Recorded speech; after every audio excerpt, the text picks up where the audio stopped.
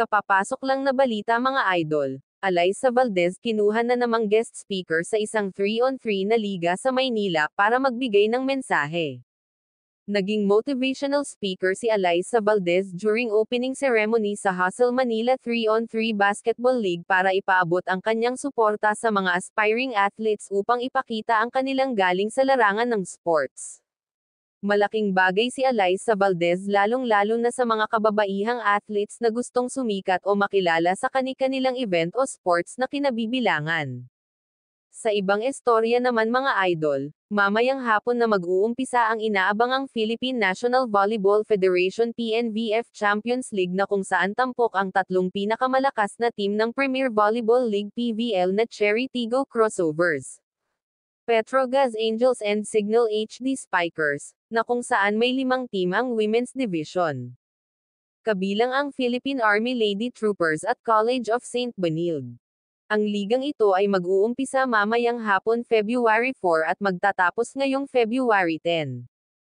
2024 na gaganapin sa Rizal Memorial Coliseum, para naman po sa Men's Division ng Philippine National Volleyball Federation PNVF ay may 8 teams ang maglalaban na kung saan may 2 bracket ang Pool A at Pool B. Kabilang sa Pool A ang Signal HD Spikers, PGJC Navy, Savage Spin Doctors, and College of St. Benilde at sa Pool B naman kabilang ang VNS Aceret, Iloilo The Navigators, Philippine Air Force and Philippine Army.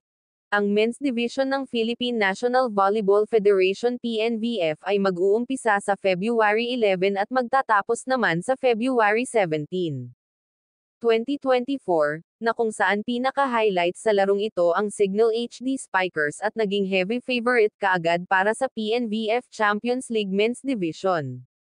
Dahil kamakailan lang nang pumirma sa kanila ang number 1 spiker ng Pilipinas sa volleyball na si Brian Bagyunas. Huling naglaro si Brian Bagyunas ng pro volleyball sa international team na Taiwanese Volleyball Club na kung saan hindi pa siya natatalo mula pa 2022 dahil ang pangalan ng team niya ay Win Streak.